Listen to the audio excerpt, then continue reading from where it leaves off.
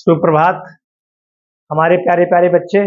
जो हमारे कक्षा 9 के बच्चे हैं वो कक्षा 10 में होम एग्जामिनेशन को पास करके पहुंच चुके हैं। आज नवरात्र का दिन है।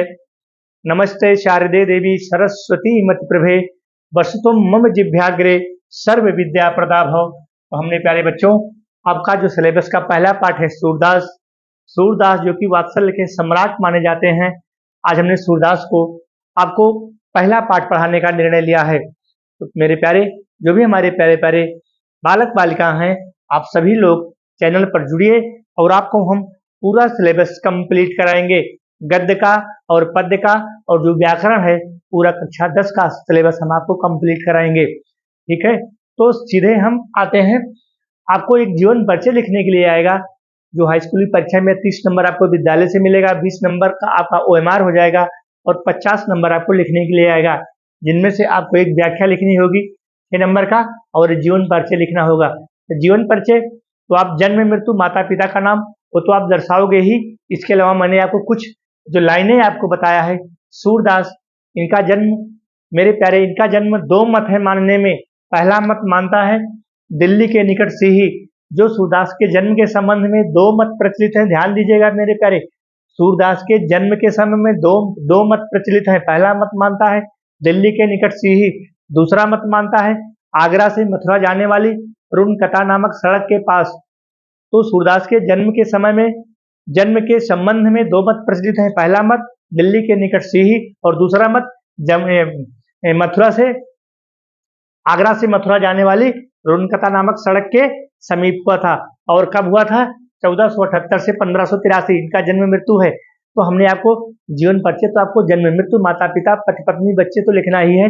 इसके अलावा कुछ मैंने एथेंटिक लाइन आपको लिखा है मेरे प्यारे, इसको आप देख लीजिए। इसके बाद आते हैं हम सीधे व्याख्या पर। सूरदास वात्सल्य और श्रृंगार के कवि माने जाते हैं। इस लाइन को लिखना मेरे प्यारे, अगर आप इस लाइन को लिखने में सफल हो जाते हैं, अगर मेरे प्यारे बच्चों अगर आप इस लाइन को लिखने में सफल हो जाते हैं ना, तो आपको परीक्षक पूरा अंक देगा। क्योंकि जिस प्रकार से हमने आपको इन लाइनों को लिखा है, कहीं न कहीं से ढूंढ के लिखा है मेरे प्यारे। दूसरा है सूरदास की जो भक्ति है वो सख्य भाव की है।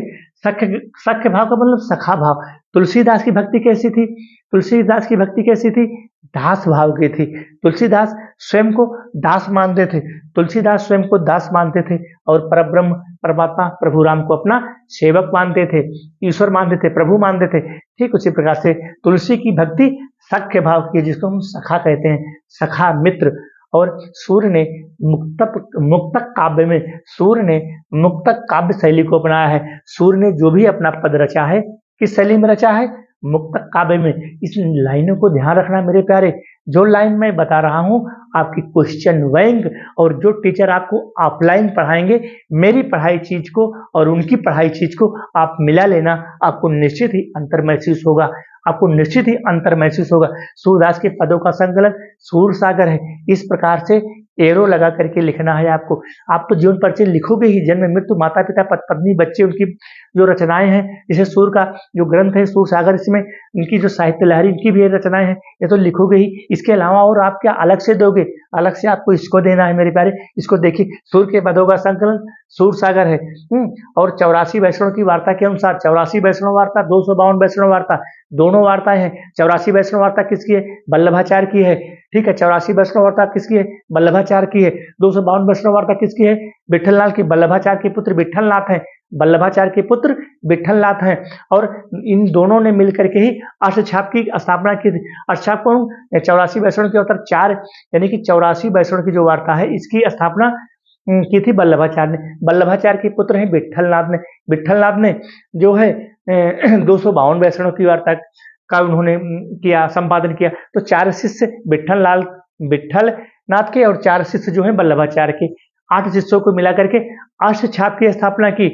अष्टछाप की स्थापना कब हुई थी? 1565 में। इसको ध्यान में बैठा लीजिएगा मेरे प्यारे। जो भी आप वीडियो देख रहे हो, ना तो आपको यह क्वेश्चन बैंक बताएगा और ना ही आपके जो ऑफलाइन के टीचर आप पढ़ाएंगे मेरे प्यारे। जब जाना आप जो भी बच्चे हमारे पढ़ रहे हैं आप मिला लेना।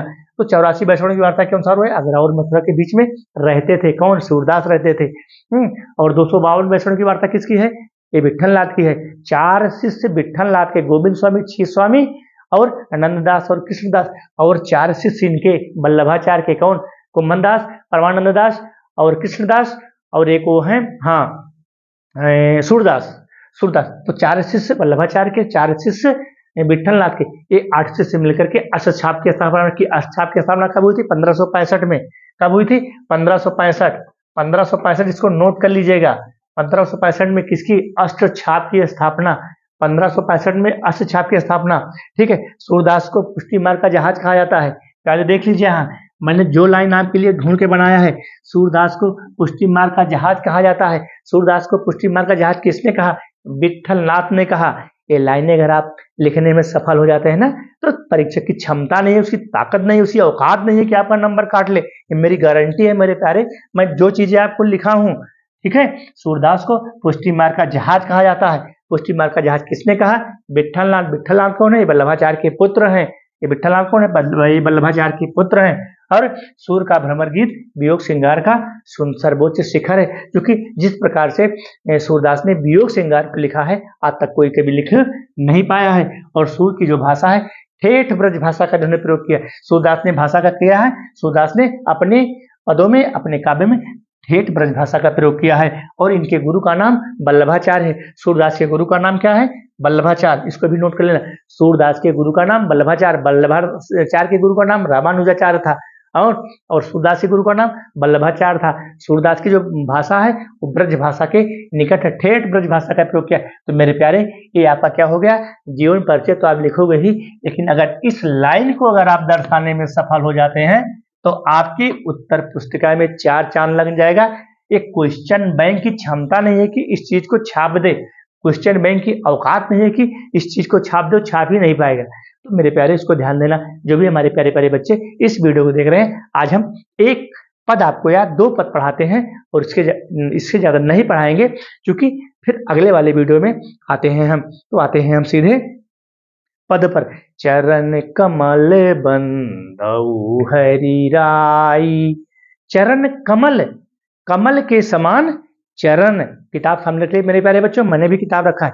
चरण कमल बंदौ हरि राई, अर्थात मैं उस प्रभु की उस चरणवत कमल की मैं बार बार वंदना करता हूँ। उस चरण रूपी कमल की, चरण कमल, चरण रूपी कमल, ध्यान दीजिएगा। बंदौ मतलब पूजा करना, आराधना करना। बंदौ माने हरि, माने भगवान, हरि माने भगवान। ठीक है। मैं उस चरणवत रूपी, मैं उस कमलवत रूपी, मैं उस कमल रूपी चरण की बार बार वंदना करता हूँ। पहली लाइन की व्याख्या मैं आपको बता रहा हूँ, मेरे पहले ध्यान दीजिएगा।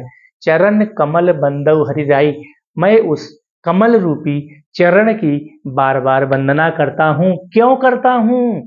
क्यों करता हूँ? प्रश्न बनता है, क्यों करता हूँ वंदना?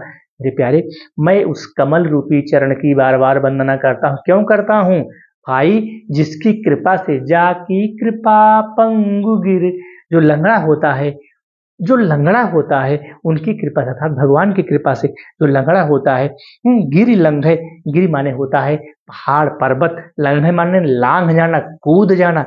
जिसकी कृपा से जो लंगड़ा भी होता है, उस पर्वत को, उस पहाड़ को लांघ जाता है, कूद जाता है। जैसे चेतक था ना, जो महाराणा प्रताप थे, जब उनको मुगल शासकों ने घेर लिया था ना, पहले जो चेतक था वो महाराणा प्रताप को बैठा करके लगभग 20 से 25 फुट एक नदी थी, उसमें छलांग लगा दिया था। वह चेतक महाराणा प्रताप को बचाने के लिए कूद गया था, और जो मुगल शासकों के घोड़े थे उनकी हिम्मत नहीं हुई कि उस नदी को लांघ जाए। और वहां पर जैसे ही चेतक लांघ करके महाराणा प्रताप को बचा लिया था, फिर वहीं पर अपने प्राण को त्याग दिया। उसके पैर में चोट आ गई थी, वहीं पर अपने प्राण को त्याग दिया। तो वही है मेरे प्यारे बच्चों, मैं उस कमल रूपी चरण की बार बार वंदना करता हूँ, जिसकी कृपा से जो लंगड़ा भी होता है वो पहाड़ और पर्वत को लांघ जाता है। और जो अंधा आदमी होता है, जो अंधा व्यक्ति होता है, उसको सब कुछ दिखाई पड़ने लगता है। अंधे को सब कुछ दर्शाई, यानी कि सब कुछ दिखाई पड़ने लगता है, और बहिरे सुने, और बहिरे को सब कुछ सुनाई पड़ने लगता है। अब गूंगा जो व्यक्ति होता है, जो गूंगा व्यक्ति होता है, वह बोलने लगता है। क्यों बोलने लगता है? वो भगवान की कृपा है ना। इसलिए तो कहा है शुरू में सूरदास ने, मैं उस कमल रूपी चरण की बार बार वंदना करता हूँ, जिसकी कृपा से जो लंगड़ा होता है पहाड़ और पर्वत को लांघ जाता है। भाई लंगड़ा तो चलने के लिए मुस्ताज होता है, लेकिन भगवान की कृपा है वो पहाड़ और पर्वत को लांघ जाता है और अंधे को सब कुछ दिखाई पड़ जाता है। और जो बहरा होता है, बहरे को सब कुछ सुनाई पड़ से जो कान से बहरा होता है उसको सब कुछ सुनाई पड़ने लगता है। गूंग पुन बोले, अरे बहरे को सुनाई पड़ता है, और जो गूंगा होता है जो बोल ही नहीं सकता वो बोलने लगता है। क्यों बोलने लगता है? वो भगवान की कृपा है, प्रभु की कृपा है, परमात्मा की कृपा है, उस परमात्मा उस परब्रह्म उस परमेश्वर की कृपा है। और रंक चले सिर, रंक माने होता है राजा, जो रंक सॉरी वो रंक माने होता है भिखारी, रंक माने होता है भिखारी, भिखारी होता है अपने सिर पर छत्र को धारण करके चलना प्रारंभ कर। रंग माने भिखारी होता है, प्यारे बच्चों ध्यान दीजिएगा, रंग माने भिखारी, जो भिखारी होता है भाई भिखारी तो घूम घूम करके 1 रुपए दो बाबू, 1 रुपए दे दो बाबू, 1 रुपए दे दो, 2 रुपए दे दो, भूख लगी है। तो जो ये प्रभु की कृपा है, अगर प्रभु चाहे तो भिखारी को क्षण भर में राजा बना दे और क्षण भर में राजा को भिखारी बना दे। तो प्रभु की कृपा है मेरे प्यारे। तो रंग चले सिर छत्र धराई, जो भिखारी होता है अपने सर पर बिल्कुल छत्र को यानी कि छत्र को धारण करके चलना प्रारंभ कर देता है। सूरदास स्वामी करना में आए, सूरदास करना चाहते हैं ऐसे स्वामी की, ऐसे प्रभु की, ऐसे परमात्मा की, ऐसे परमेश्वर की बार बार वो करुणामय, करुणा से युक्त ऐसे स्वामी की क्या करते हैं, वो बंदन करने योग्य है, पूजा करने योग्य, आराधना करने योग्य है। बार बार बंदन पाए, अर्थात बार बार वंदना करते हैं, बार बार पूजा करते हैं, आराधना करते हैं। बस मेरे प्यारे बच्चों, और हम अगला वीडियो जो हमारा एक हमने आपको पढ़ा दिया, जो दूसरा और तीसरा है, इसको हम अगले वीडियो में लेकर के आएंगे। धन्यवाद। अगर मेरे प्यारे, अगर हमारा चैनल आपको अच्छा लगे तो लाइक और सब्सक्राइब जरूर करना। प्यारे बच्चों इसको ध्यान दीजिएगा, सूरदास वात्सल और श्रृंगार के कवि माने जाते हैं। सूरदास की भक्ति सखा भाव की थी और सूरदास ने मुक्तक शैली में अपने पदों को लिखा है। सुर के पदों का संकलन सूर सागर है। 84 वैष्णव की वार्ता के अनुसार वो कहाँ रहते, आगरा और मथुरा के बीच में रहते थे।